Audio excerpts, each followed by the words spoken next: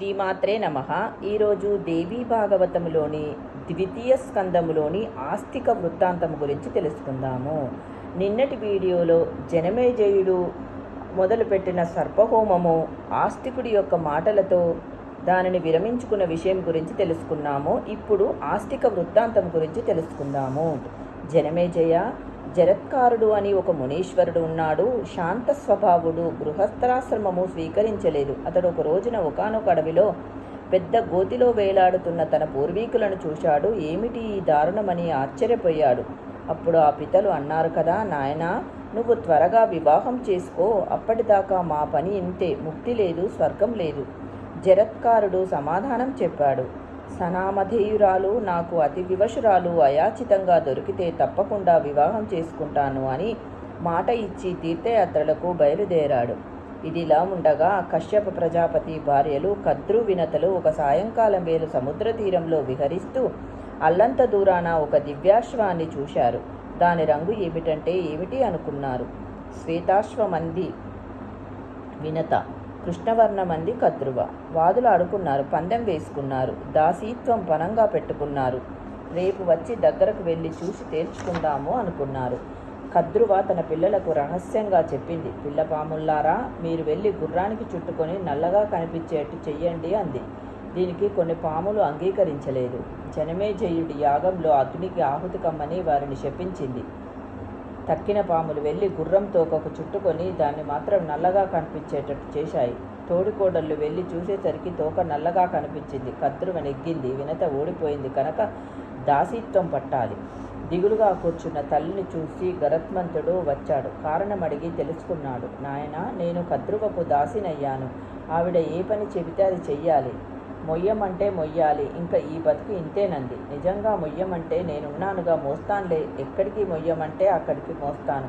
నువ్వేమీ బాధపడకు, నిన్ను దాస్యం నుంచి విముక్తురాలను చేయిస్తానురా అంటూ కద్రువ దగ్గరికి తీసుకువెళ్ళాడు. పినతల్లిని సోదరులతో సహా భుజాన ఎక్కించుకొని సముద్రం ఆవలి తీరానికి మోసుకు వెళ్ళాడు గరుడు.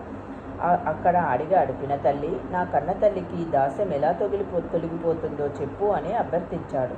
నువ్వు గనక దేవలోకానికి వెళ్ళి అమృతం తీసుకువచ్చి నా బిడ్డలకు ఇవ్వగలిగితే మీ అమ్మను విముక్తం చేస్తాను అని చెప్పింది కద్రువ.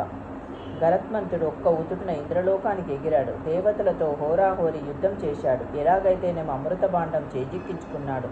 సరాసరి వచ్చి కద్రువకు అందించి వినతాదేవికి దాస్య విముక్తి కలిగించాడు. పవిత్రంగా దర్భలు పరిచి అమృత భాండాన్ని దాని మీద ఉంచారు. స్నానాలు చేసి వచ్చి శుచిగా సేవిద్దామని సముద్రానికి వెళ్లారు. ఇంతలోకి ఇంద్రుడు సుధాభాండాన్ని అపహరించుకుపోయాడు. సుస్నాతులై వచ్చిన సర్వపుత్రులు ఆశగా ఆబగా దర్భలు నాకారు. నాలుకలు చీలుకుపోయాయి. అప్పటి నుంచి సర్పాలు ద్విజిహ్వాలు అయ్యాయి. అగ్నికి ఆహుతి కమ్మని తల్లితో శాపం పొందిన సర్పకుమారులు, వాసుకి ప్రముఖులు అందరూ వెళ్ళి బ్రహ్మదేవుణ్ణి శరణు వేడారు. ఆయన ఒక ఉపాయం చెప్పారు. జరత్కారుడనే ఒక మహాముని ఉన్నాడు, తీర్థయాత్రలు చేస్తున్నాడు. అతడికి వాసుకి సోదరి జరత్కారుని ఇచ్చి వివాహం చెయ్యండి. అతడు సనామధేయురాలనే వివాహం చేసుకుంటాడు. జరత్కారులకు ఆస్తికుడనే కొడుకు పుడతాడు. అతడు మిమ్మల్ని కాపాడుతాడు, వెళ్ళండి అని బ్రహ్మదేవుడు చెప్పి పంపించాడు. వెంటనే వాసుకి అరణ్యాలకు వెళ్ళి జరత్కారుని వెతికి పట్టుకొని స్వయంగా తన చెల్లెల నుంచి వినయంగా వివాహం జరిపించాడు. నాకు అప్రియం చేసిందంటే చాలు, వదిలేస్తానని నియమం పెట్టి జరత్కారుడు ఆమెను స్వీకరించాడు.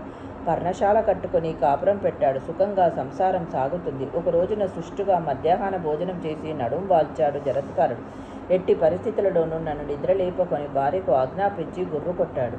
సూర్యాస్తమం అయింది. సంధ్యావందనానికి సమయం సమీపించింది. లేపితే అప్రియం కనుక వదిలేస్తాడు, లేపకపోతే సంధ్యోపాసన చేయని ధర్మలోపం చుట్టుకుంటుంది.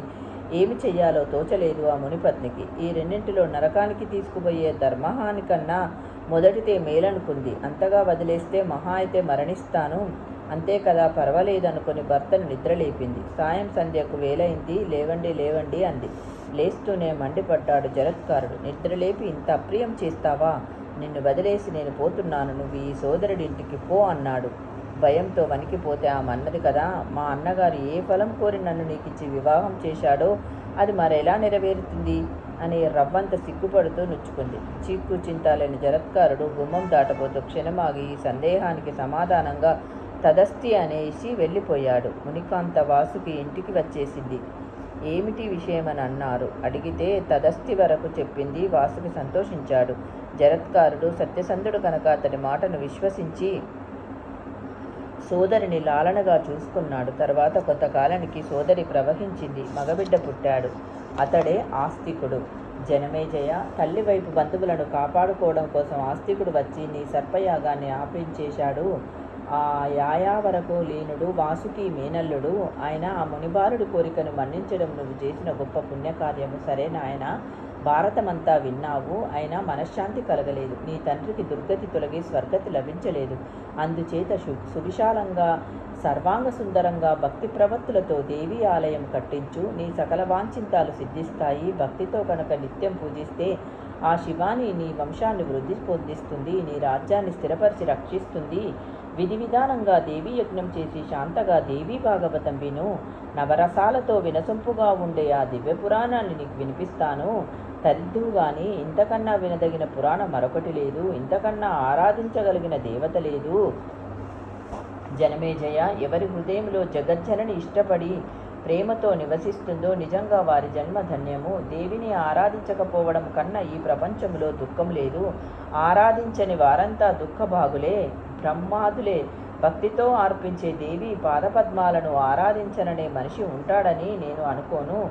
శ్రీమద్ భాగవతము శ్రద్ధగా విను, నీకు మనశ్శాంతి లభిస్తుంది. నీ పితృదేవతను తరించి శాశ్వత పుణ్యలోకాలను పొందుతారు అని చెప్పాడు. ఓం శ్రీమాత్రే నమః. రేపటి వీడియోలో తృతీయ స్కందములోని దేవి భాగవతంలోని తృతీయ స్కందం గురించి తెలుసుకుందాము.